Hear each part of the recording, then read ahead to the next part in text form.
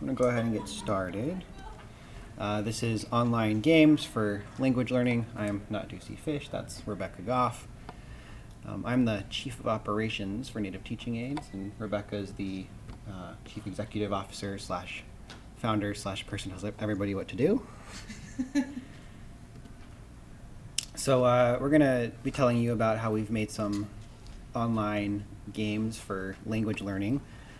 But first, here's an overview. So first I'm going to tell you a little bit about the company, and then Rebecca's going to tell you about the apps that we've made, the QR codes that we've integrated with our card games, our online dictionary, and finally our Kid Zone.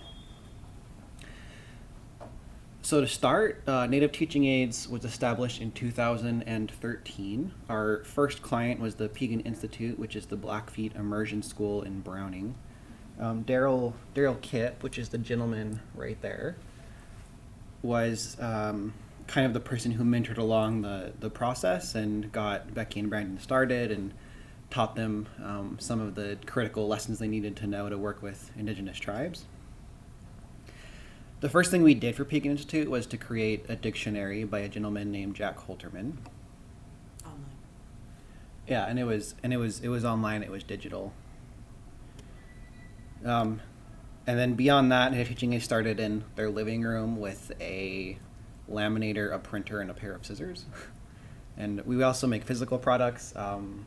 We would just laminate the cards and then cut out with scissors, and that was how we made our first games.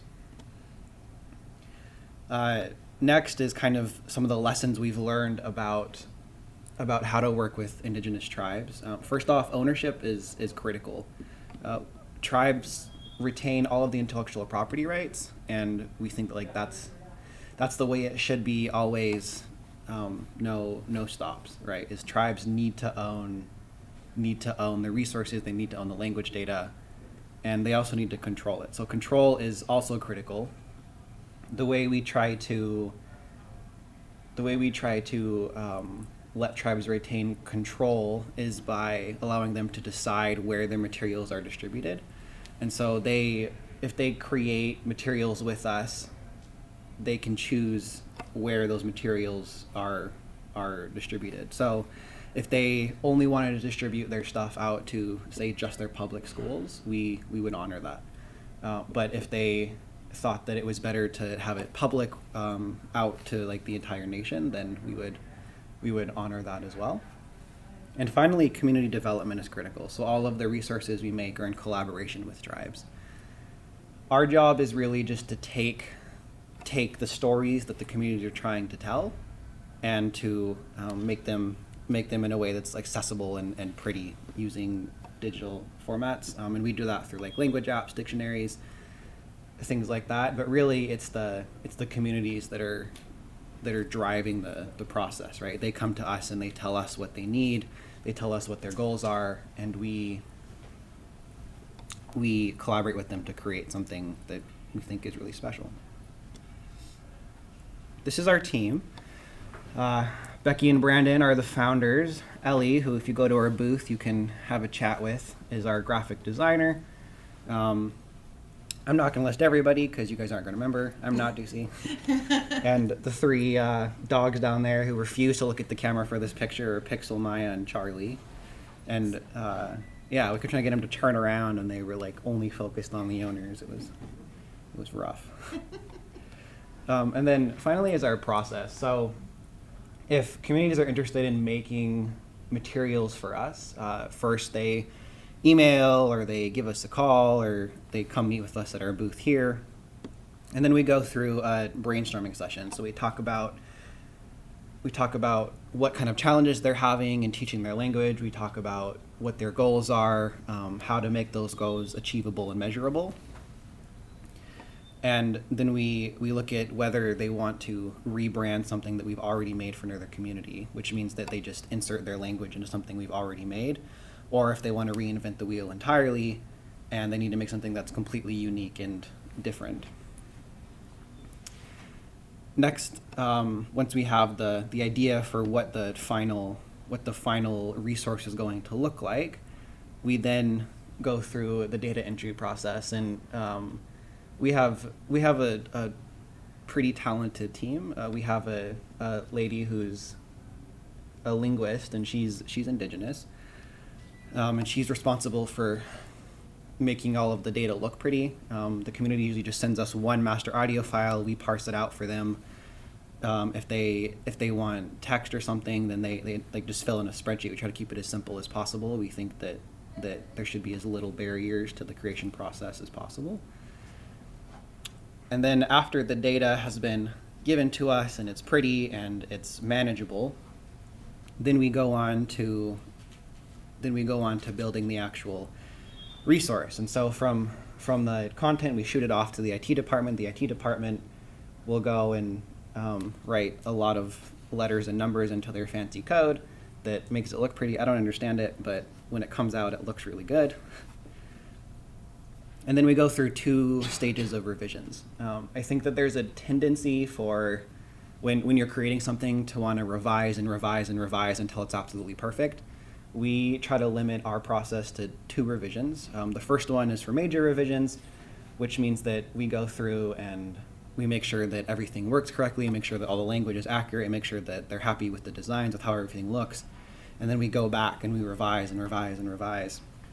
And then we send it to them again for minor edits, which is just like the small stuff, right? They say, oh, actually, can we change the font? And again, the reason we do that is because the point is to get the resource out to the community. And we don't want to spend a year revising when that could be a year that resource is in language learners' hands. And then once we're done, we have final delivery.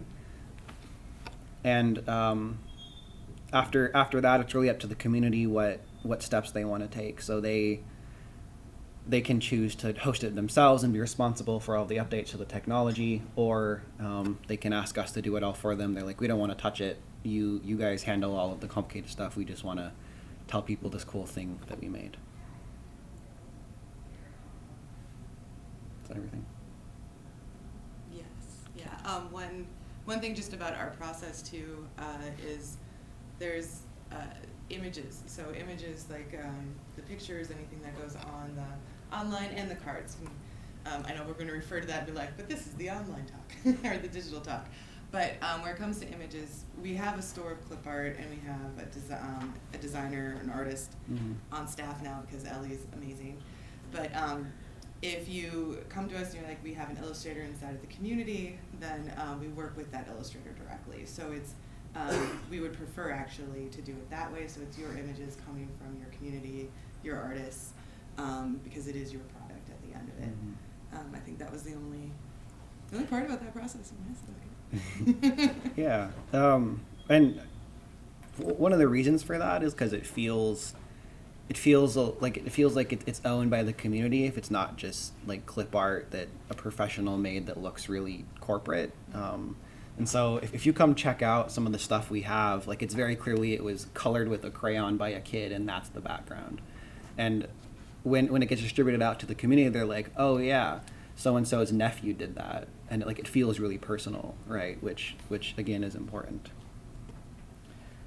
All right, so here's some of our apps. This is the Stone Child College Language app. It was developed for the Class 7 teacher program.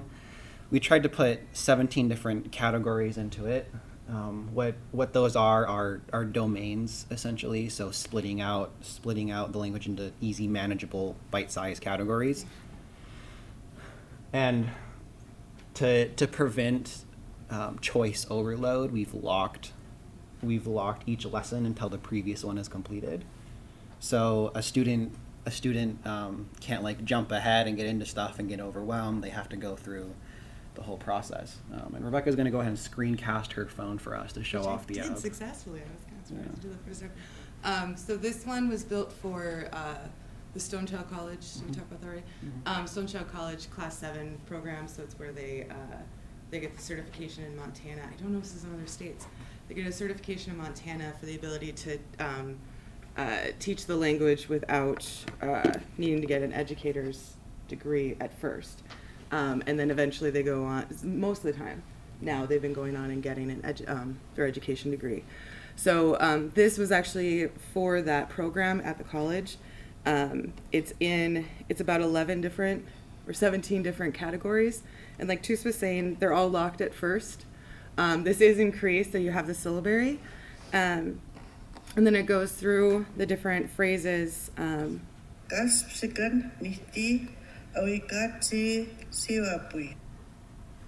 well, let me turn up the volume right now. I'm sorry. Can you guys hear that okay? Okay. I don't know if that mic is on. There it is. See how Okay, so this phrase and what they're trying to do is you're translating this into English. I think this is coffee, tea, or juice. It's been a while. The grandmas haven't sat with the grandmas in a while. So the two women that are the speakers on this are Helen and Ethel Parker. They're sisters. They were just a lot of fun to work with. They're amazing women who work really hard on the language up on the Rocky Boy Reservation in Montana. So as you go through this and you get them correct, it'll take you to the next question. If you get them wrong, it'll put that kind of at the end of the line, and then you go back through. Once you get them all correct, you've unlocked that module. Let's see if I can get back. There we go. It'll unlock that module. Like I'm on kinship now. I've gotten. But then as I go through, it'll unlock for me. The other thing is if you want to study anything, and this is kind of what popped up, this is a dictionary of all of the words and phrases in here. And then so it's just a mini localized dictionary for the vocabulary that sits inside of each module. So if you're on greetings, you can go through and review it, play that audio, and then go back and take that lesson or take that review. It is being utilized specifically for homework. So the teacher will be in the classroom, they'll go through the greetings lesson, and they'll say, okay, I need you to finish that first module, the greetings module. I also know the Box Elder Junior High School is the teacher's using that, and she's helping us a lot with like this is great, this audio is broken, so she's going through and kind of working with us on it, and she's got a lot of new ideas for how we can make more for the high schoolers. The other thing is because it's the Cree syllabary, they wanted Helen and Ethel Parker wanted the ability for the writing system to kind of be more known, so the students would start using it, because they feel like they're the last two speakers who can write fluently in the system. So we created, and my app developer is actually Cree, so he really wanted to get this going so he could actually learn it as well. So this is actually a touch in here, so I can touch on the different sounds and it'll play that audio for me. And then the final thing is for review, there's a falling leaf game where you've got the symbol and then, or you have the sound, which is the ya up above, and then you go through and so you have a little activity there. It's just a little mini game activity they came up with. Yeah, this is a really cute one. I like the falling leaf game mostly because I like leaves. So that is that one. I was going to say something else about that. Sorry, the categories. Yeah. Oh, yeah. And it's available. It's called the Cree Language App, and it has the Stone Child College icon on it. If you want to download it, it is free. Yeah. Which app developers do you do this with? We do them. Oh, you do? Yeah, we have a team of app developers on staff and software developers. Our app developer was trained by our software developers. The co-founder, Brandon Goff, he has 30 years of software design experience and graphic design experience. And then Tom Kofod, who is our senior software engineer. I forgot what we've I'm really bad at people's titles, but they do a lot of awesome things. So I'd like to be like software guru. He trained the app developer. And so this was one of our app developer's first projects. And I think he did a really great job. So we have everything on staff. We have worked with app developers from communities before too, or IT developers, where we're just collaborating together, and then we just kind of get our IT team talks to their IT team to kind of coordinate and collaborate. Yeah. Yeah, and if you guys have questions while I'm talking, please interrupt. I'm good with that. All right. The next app we've got is a QR code scanning app. So many of you probably have experienced, you have something that's physical that's written down like in a book. Maybe it's text. I think there might be something with a QR code app back there. I forgot to grab the Salish game or a Blackfoot. It's supposed to be a video. Oh, I can do that. Yeah. Oh, because we did the other one, not this one. Okay. I'm going to mirror my screen again after I can find the video. So sorry. So the audio portion is where, so what was happening was with us when we started making the games and the card games, the books, the posters, all the materials, people were like, this is great, but some of them didn't have access to speakers. Some of them, were taking them home, didn't have that. So we started with CDs and the Salish. But, then CDs now have gone almost extinct. And CDs scratch too. So there's, problems with the CDs. We still do USB drives just for accessibility for people. In our kits, we have CD drive, in the kits we put USB drives so people can upload them to where they want to. And then we started building an app. So we had an app that the card was numbered, you looked up that number and then you played that. And then we graduated to the QR code scanning app where I grabbed the one game that doesn't have a QR app on it, of course. I've got this, I think. Yeah, it's this. It's the next one? Yep, okay. Wait, I can just stay there and I do this. Mm-hmm. We'll come back. Mm-hmm. There we go. And this kind of shows it because... Our cards, so you can pronounce them. Here, I'll play it back again. So you'll scan the card now because it has got a code on it. It's going to let me play it again. We added QR codes to our cards so you can pronounce them.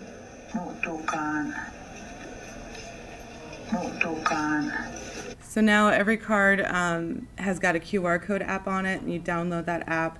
You scan the card. It can be a poster, a book, board game, any of those, and then it'll play the audio for you from that card. Also on here, I'm doing really... I'm just giving myself a pep back. I'm doing so good at going back and forth. The other thing is on this side, over here where there's kind of this list, what'll happen is you scan the card and that image will pop up, and then down below you can actually open it and it'll show you where you can find it. Is it in a game? Is it in a poster? All that information, and then there's a dictionary of all the combined words inside of it. So kind of like what you saw in the Cree app, it's similar to the language app. You can also search by the game. You can look at the instructions for the game you're playing, and you can see a digital image of a poster or a book if it's in there. So it's a nice little condensed app of that information. Do you guys have any questions about the QR code app? Excellent. Okay, now I can stop flipping through my phone. So Naatosi was talking about our first dictionary our first product we did with the Blackfeet with the Pekin Institute up in Browning was a dictionary. It was an online-based dictionary for Jack Holterman, who created a lesson book with the late Daryl Kipp. So we wanted to digitize and get that. So it was a lesson system with a dictionary of his words. And then the Blackfeet Community College also hired us to create a dictionary too. So we created 2 dictionaries for these 2 different entities. We've since combined them into one, and that's what we're working on right now. This link is clickable right now. The Blackfoot Dictionary is in beta. They're going to be finalizing this month. Yeah. But what I wanted to show you was a couple of things. It's going to take me over here. Or I can just click over here. Yep, okay. So these were done by Mike Laframboise, where he just wanted to have a greeting page. And when he worked at the college, and on this page is the search bar. Right now, it is a predictive search. Oh, I had a good word the other day. I always look up dog. Because I miss my dog. So you can search in English or Blackfoot, or the language, and then it'll tell you the related words. So the plural, another spelling of it, puppy, a word dogfoot, and then a similar root. This is all kind of the grammatical information about it. I don't know why I always look up there. And then this also has the image. It'll play the audio for you. And there's a couple of things that are not fully functional yet, but you'll be able to browse through the entire just list of words. And this, I should be able to click on related words, and it'll show me the information of what this is happening. And eventually, too, we'll be showing like where it's located, kind of like the QR code app does that for you. They're going to be merging that data and say like, oh, dog food is from, I think it's from a story. Yeah, dog food's from the story. The other, so that's the dictionary portion. The other thing is, on our first dictionary that we created, we found a lot of hiccups. The ability to upload your data, and at first we were like uploading one word at a time with that audio, attaching the audio and doing that. Now we have a media library that you can go into and search.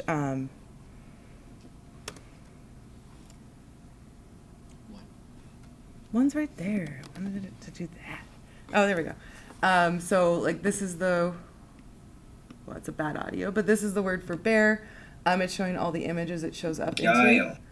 If there was a video, that would pop up as well if someone had uploaded that into this library. So it's basically an organization archive for the media that you can view. For the dictionary, you can also view it inside of here if you just want to see a piece of it. And you can, yeah, and it'll tell you, yeah, right now it's got the code on it because the guys are still working.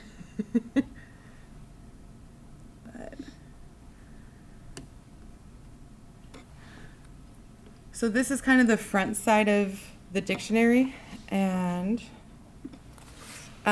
what's nice about the dictionary is instead of having, you're gonna log me in, right? Yep. This is kind of where everything kind of comes together.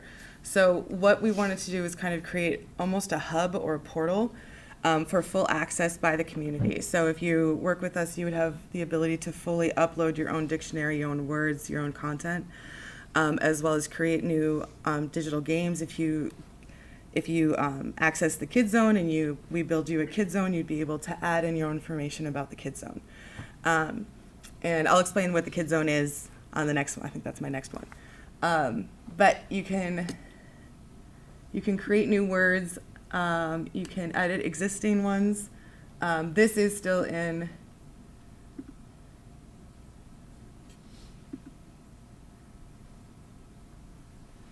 Yeah. So what this is an actual view of all of the products that the Blackfeet have that we create with them. And then it's word for word kind of coming down here, the card game, a sticker set, all of its information.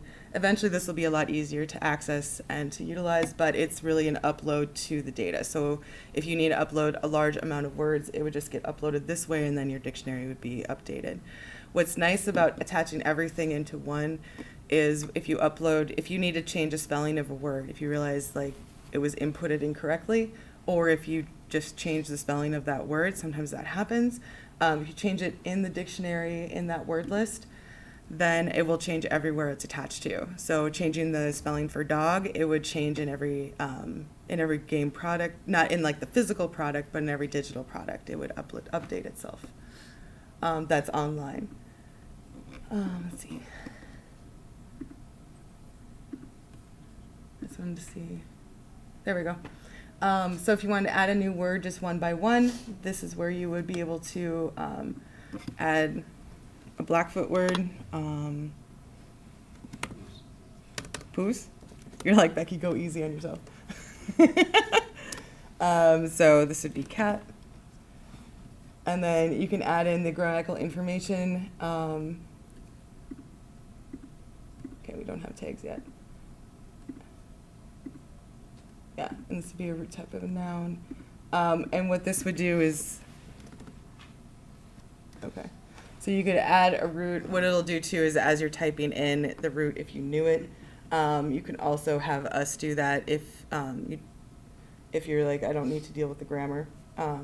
But this is kind of one of those moments where it's as much data as we can.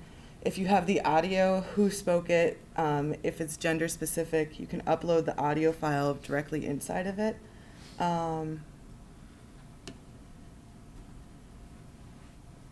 Yep. And that's adding a new word. And then you would save it, it would update to the dictionary, and then it would go into your listing and into your product. Yeah. A couple other things we did for them that's just on these. I think these are still, yeah. So this was the Blackfeet Community College's Class 7 program, and they wanted it to be as the seven ways of knowing. And so those are the different things. This was a really long time ago. My husband would be like, I can't believe that's still working. But that's still live. The other thing is a Blackfeet tour map that kind of shows, it's a very old map, but it shows up all the different places and pinpoints all the important areas on the Blackfeet Reservation. It just takes a hot second to load. Once it loads, though, it has images, pictures that come with it. Yeah. So did your software development team develop this as well? Yeah. On their own? Yeah. Yeah. Do you guys offer more than one dialect? Yes. Yeah. Right now, we're actually working with the Yukon Kayakuk. We're creating a dictionary like this and the Kids Zone, and they've got it's 2 languages, 8. I think Brandon counted 8 dialects, and we're going to put it onto. It'll be one system, and while that's loading, we can come back to that. But so this would be the Kids Zone, for example, that I'm going to show you guys next. But what it is on that Yukon Kayakuk, it's all about the river. It's all about the river. It's all about the river for them. So their villages go along the Yukon or the Kayakuk River, and then we're going to have the students be like, where do you live? And they'll click on that area. It'll take them to the screen that is their language. So they won't need to know, oh, I'm from the northern, or I'm from the central Danaga dialect. They'll just know, like, oh, I live here, and they click there, and it takes them to that language. So making it easy for kids to access. Dialect-wise, though, we've also done dialect switches, where it really just depends on how you want to display that and have it shown. I was just wondering, because I'm from the North Slope in Alaska, and we have 8 different villages, and we all have different dialects. Oh, okay, yeah. Not including the Northwest Borough and Kotzebue region. Yeah, so we're used to, I was like, we've been working on that right now. We might do it the same way if that was something you would be interested in. It was going along with the map. We could do it several different ways. Yeah, it would just be, this is one of those moments too where it's because it's how you want it to be displayed and what you think is best to access for those students or for the users. Yeah, that would be part of the conversation. Yeah. Do you have images with your software that, so if we were to like create a dictionary, would we be able to use your image for bear? Or? Oh, like art? Do we have stock images? Yeah. Yes, we have stock images. Yep. Some of it was we had a college student that we hired as an artist for a bit to do some of our just stock animals, and I think he got through the animals before now he teaches at the immersion school. Yeah, so before he became a Blackfoot teacher, he did a bunch of images for us, and then he needed to teach. But yeah, so we have those. We also have a Shutterstock account, so we use clip art.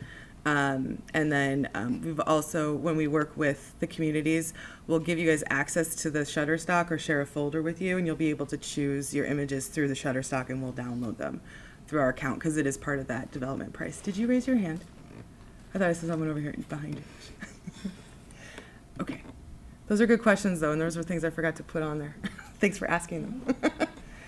Okay, so the Kids Zone was developed, I think you saw that on that front screen, but that was developed with the Nkootsum Immersion School in Arlee, Montana. The Salish Kalispé Culture Committee has a lesson book system, and now what they're doing is a sled program where they're they're doing intensive language learning, and then the teachers are getting their education degrees at the same time. So it's this really intense course. And through this, though, the book 1 is an adult lesson book, and the Nkutsum teachers wanted us to basically kidify it. So we turned an adult lesson book into a kids gaming site. So what they chose to do is to break everything out into a category. And so what these are different games. And there are different topics inside of the games. We're still working with the teachers to find Salish words for these. But, oh, I should have brought the iPad. Okay. Some of these are really hard to do on a laptop. What these are so there's I forgot. They're basic games. This is a matching game. Sleep. Sleep. And that's Pat Pierre. He was a teacher at the Arley School, so in Nkutsum School, and he did most of the audio for this. You'll also hear Stephen Smallsalmon, who is currently a teacher. Pat Pierre passed away 2 years ago. So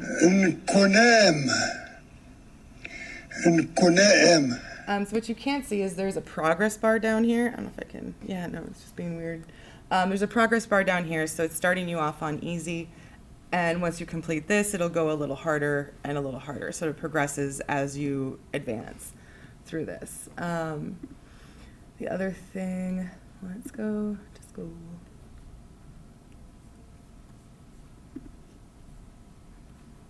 There we go. With this down here, it'll show you all the vocabulary that's going to be in the game you're about to play. So you can also, oh, of course, I probably picked on the one that doesn't have the,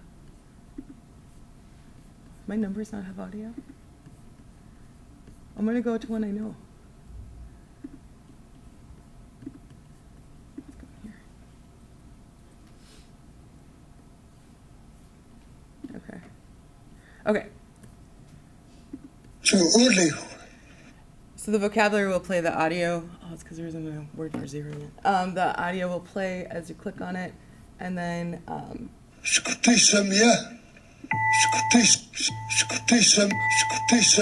So there's about. I think it's about 20 different game types. This one has over. It's repeated over like 20 or about 20 different categories.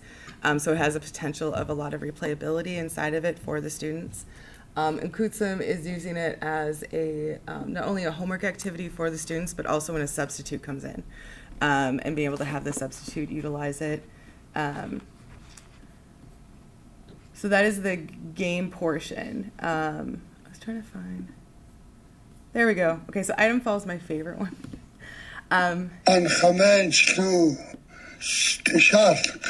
So he's saying, I like this one, and if you click on, and you have to drag it, if I can do this. So you have to drag it the right thing that animal likes to.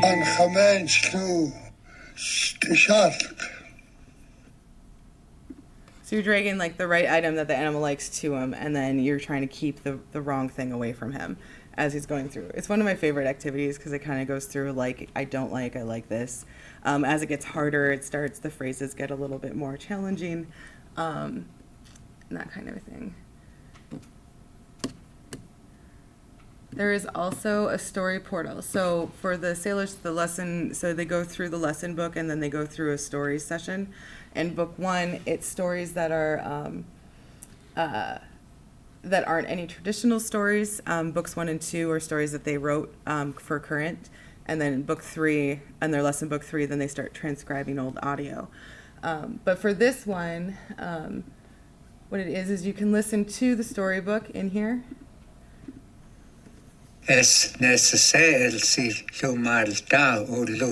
way the teachers wanted this to be displayed was to have it, the page flip be controlled by the user. So up here you'll see a page turn that the student can do. The other thing they wanted was targeted vocabulary. So up in the right-hand corner, there's these 2 verbs that they wanted them to focus on. and they're not conjugated. So they're not broken out into a first or second person or tense. And so you'd also be able to hear it again as you go through the page flip. We're also going to be doing one for a different community that is just going to have just automatic page flip through a video. We can also do PDFs that are just uploaded onto there. So stories can be displayed in a lot of different ways. They can also be animated, which takes a lot more time, but they're fun and cute. The other thing that we wanted to do was kind of an endless. So this is kind of what I call a sandbox mode for computers, and I don't know if that's an older term or not. But pretty much if there is a game type you want to play and you want to play on a difficulty, you can just play that continuously. At our booth, I kind of have these set up, so that's kind of how it is on our display booth at the moment. The other thing is the tribal history game. So this one, the Salish had their own history inside of, I'm sorry, I'm gonna start over. So we have the regional history games downstairs. Have you guys seen our booth downstairs? Most of you, okay. So down there, those black and white ones, the timeline history games. I'm sure Ellie has talked to you about them. So on there, the way it works though is you have an event, and it's in the center. So after 36 years of resistance, Chief Charlot and the Salish are forcibly removed to the Flathead Reservation. So that happened in 1891. On here, then you pick an event and you decide if it happened before or after that event in front of you. So that's kind of how all the timeline games are played. The Culture Committee has a historian on staff, so he was very excited about our timeline game, so he pretty much took over, handed me a spreadsheet, and said, make it this way. So, but yeah, so this is a digital version for them. The other thing that we have on here is a dictionary. Everything has a dictionary. What this, though, is targeted towards kids specifically, so students that want to take, have like a lot of touching capability. If this was a smart board, this would be smart board capable. It's also all mobile device capable, so it can be on multiple platforms. iPad friendly. It's actually better on an iPad or a smart board because those item falls and the bubble falls that I wasn't going to embarrass myself with, they're a lot easier to touch because they're coming off the screen and the kids can actually interact with them. The preschool at the immersion school in Arlee, they actually have the smart board on the ground and the students are actually interacting with it that way. So that's pretty exciting. But yeah. So all of these are touch capable. They also can be played on click or like as I click it with my mouse. And it's also searchable too. So if you're a teacher and you want to find a specific thing, oh, no, buddy. What do we do? Okay, I just can't type. I'm sorry. Some M. Yeah. Oh, and then.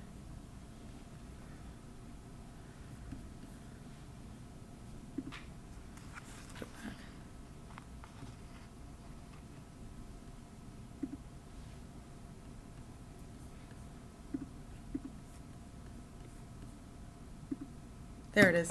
The Salish have some character sets that aren't in a normal keyboard. They have a keyboard you can download to your computer.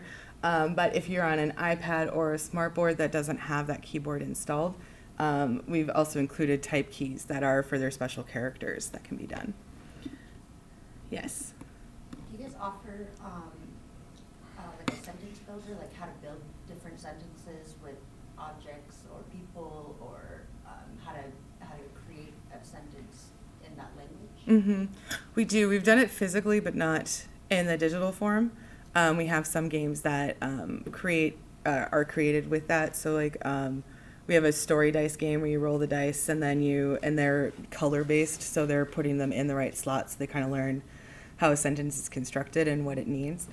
The thing in here, where is it? Fill in the blank.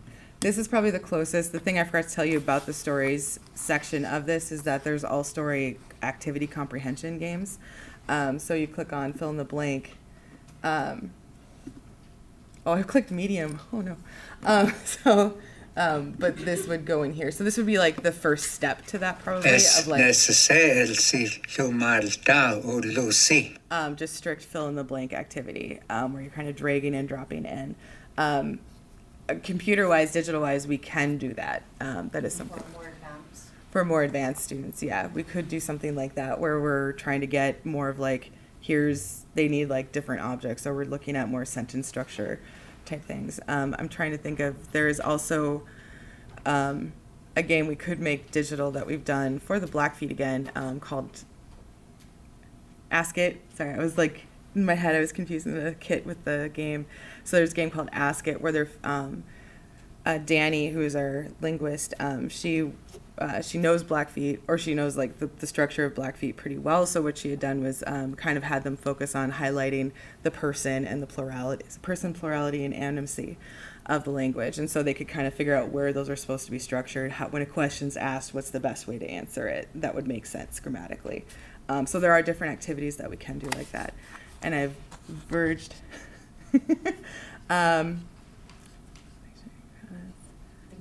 Yeah, no, you're welcome. Go back here. Let me just search.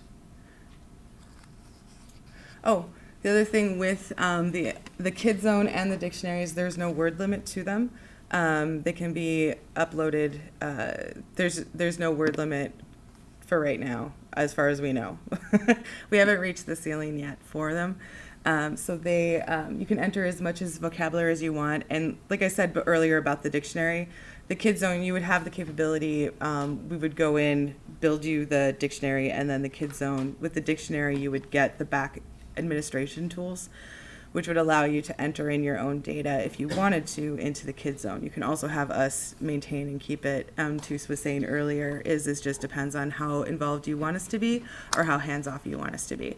We can work with your IT department, or we can work with your language departments, which is normally what we do to create the materials. And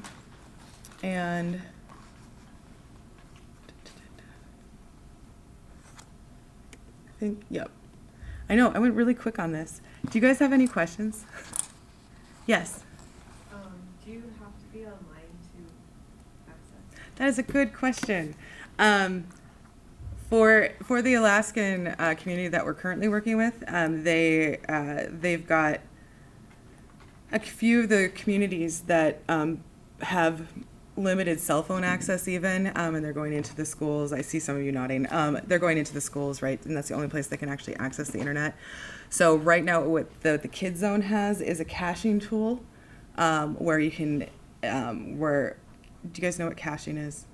Okay, I'm going to explain this as best as I can. So it's pretty much where when you open your page, it remembers everywhere it's been at that moment. So if you have just a Kid Zone window open, it remembers everything you've loaded into the Kid Zone. So it's uploaded to your computer.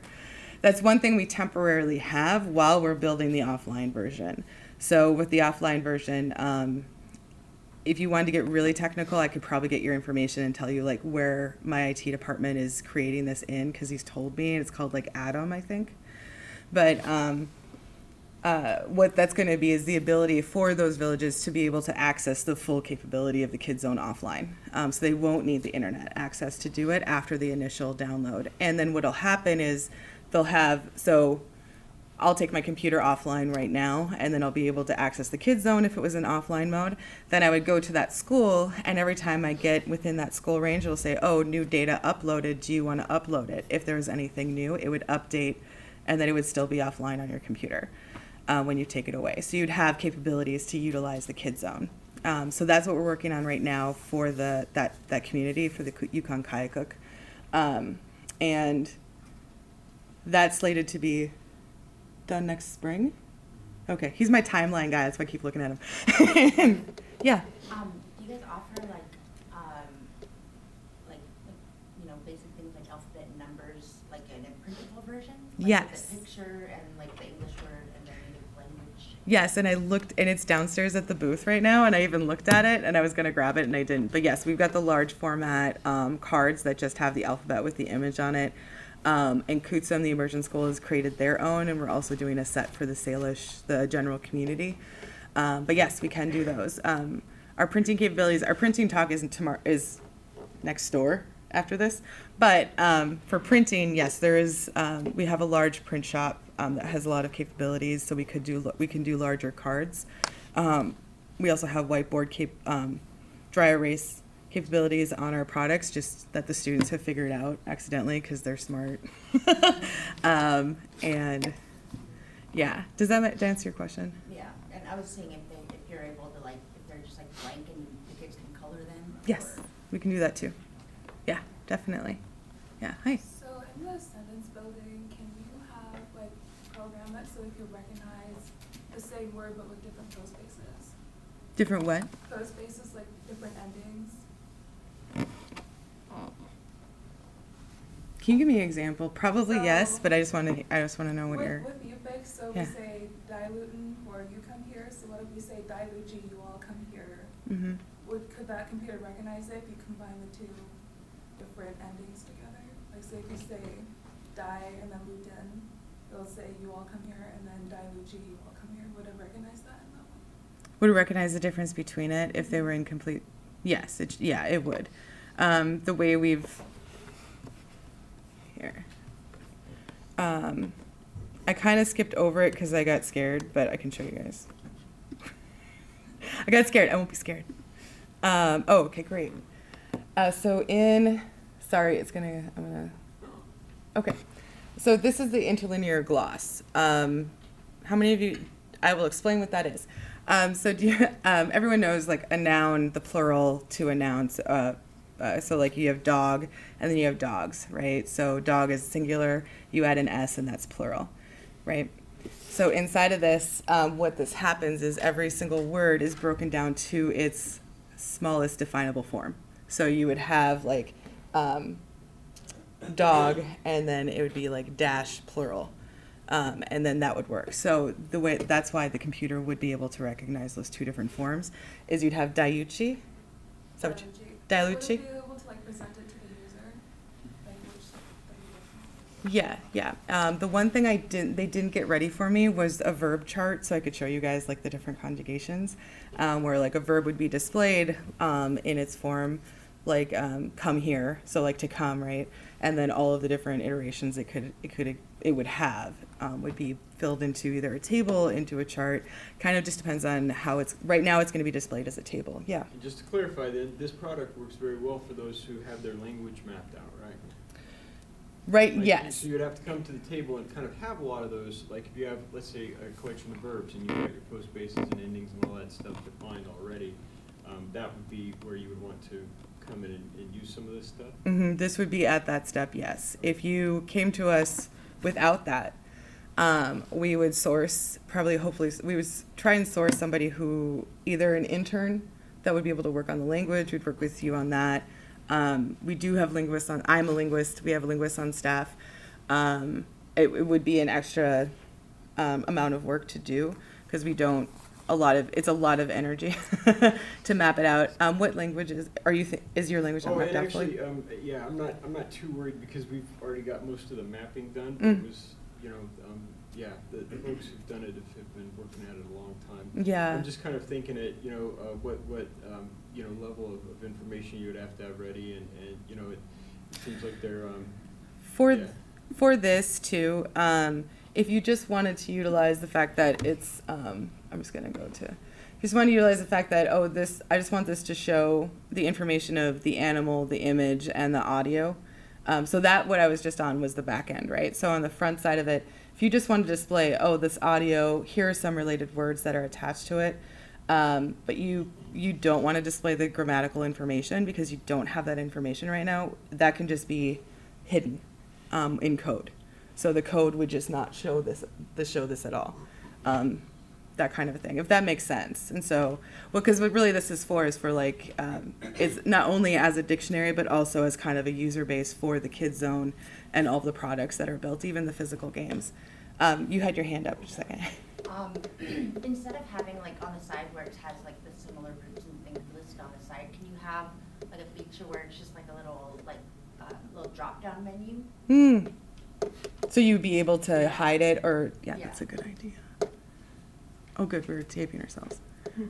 Okay, so what you're saying is, my IT department's really excited for me to show this because he's like, oh, I really hope people give feedback. So no, that's a great idea. So you're saying like this could be like accordioned and almost like Yeah. hidden, and so you wouldn't Yeah. see it all That the way it time on the doesn't- left. Cause you know, like, It's a with lot. some of the younger children, it might be a little too much for them, or a little Oh. too overstimulating with having so many words Right. popping up at one time. Oh, that's a good point. Yeah, yeah. And so like the ability to kind of simplify this down a little bit. Yeah, I like your idea. Yeah, that's a good suggestion. Have you been able to work with yet, or, tried or been requested, to, put in elder perspective? Of a word? Mhm.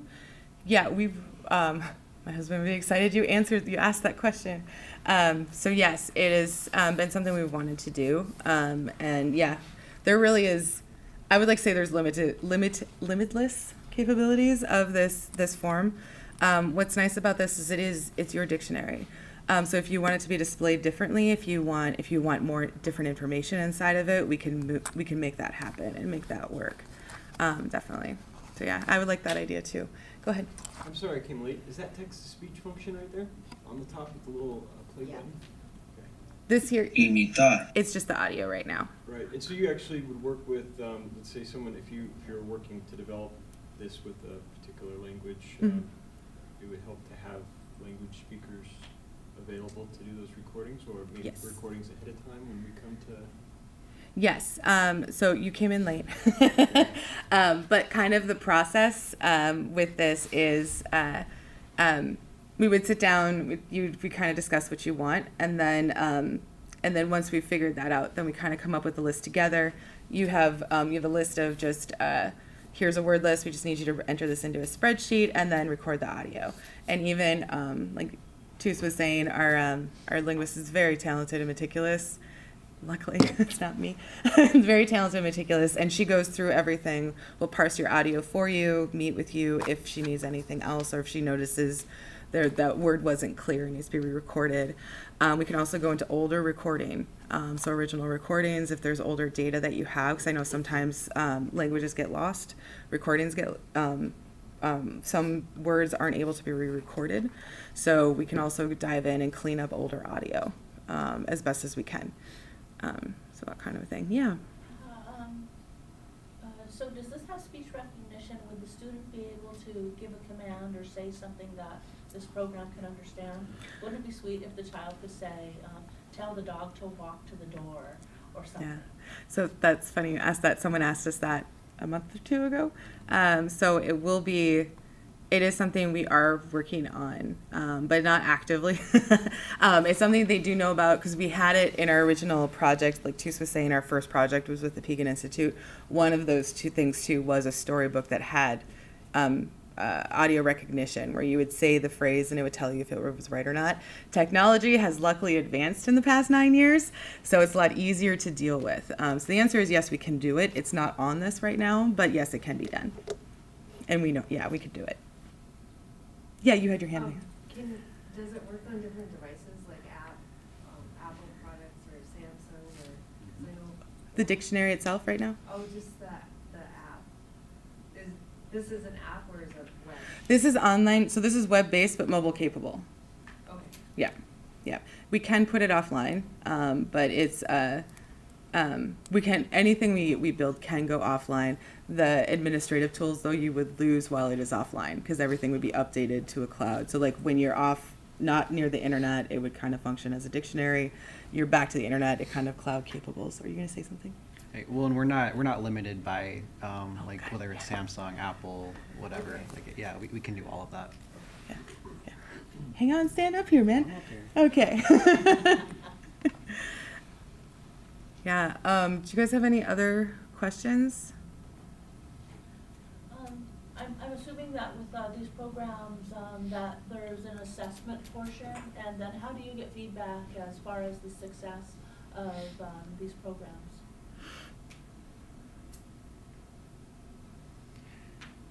Usually, the communities themselves like report back about like how they've used it in their classroom, like how their students have liked it, and of course we can always put something that would like assess progress within the apps themselves. So like as a teacher, I could go into the Kid Zone, I could see that my student completed so many lessons or something. So assessment is possible as well. Yeah. So you can add quizzes after Yes. like a section. Yep. They learn so many words, and then at the end of it, it'll pop up like a quiz that way it checks their Yeah. literacy or whatever you call it. Sorry, it's too early in the morning. You're okay. I think we've all doing great for 9 a.m. But yeah, no, yes, we could do that. Yep. Lesson-based quizzes,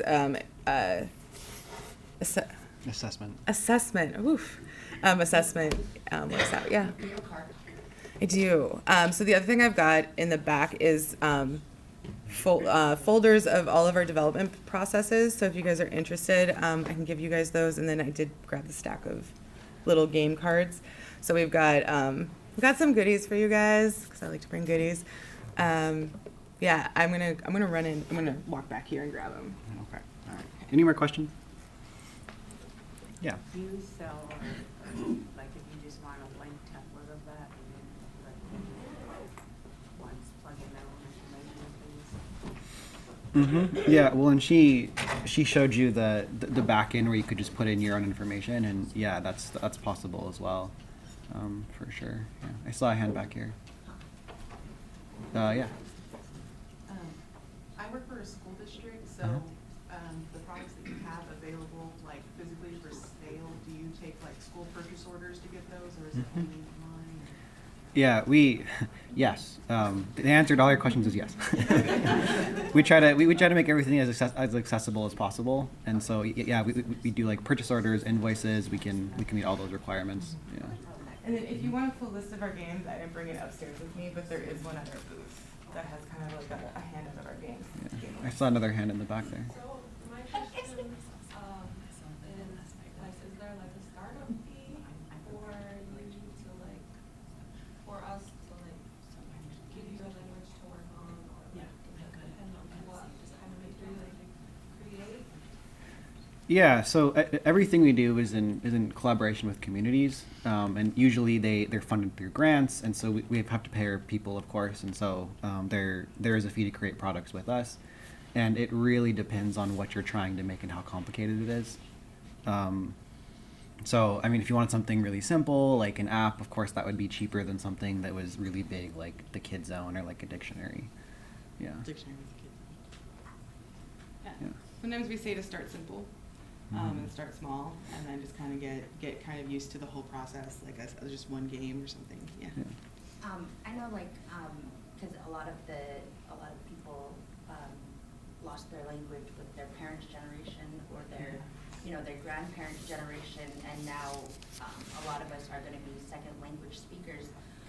Yes, there is a Kid Zone, but would there be an option for just in general first-year learners, games for first-year learners rather than just more targeted games for kids? Yeah. We're actually, with the Yukon Kayakuk, they've got what they're doing, and I forgot to mention this, they're doing not only that front page splash page, but they're doing it just based off their lesson book. So it's 10 different units. So it's going through, instead of those categories of just images that you saw, it's going to be unit 1. And then you go in there and you're doing the exercises specifically for that unit for that reason, right? So we can target like more, if they're more advanced speakers, you said first level speakers. Yeah, so first level adult speakers, we might have more advanced activities that they can grab onto, but who doesn't like a bubble fall? No, I'm just kidding. I know, like, I mean, Questions? Okay. Great. So what we're going to hand out, if you guys are interested, this is kind of our whole process. A lot of what we talked about today, our contact information, and then what I also have are sample card games. So this is go to school, and then the language is blank on it, and you just use a Sharpie, but you can fill in your own words from your language or whatever you want to do. However you want to work it. It has all of our different cards on it too. Yeah. Yeah. So, but yeah, if there's no more questions, thank you guys so much for coming. Yeah.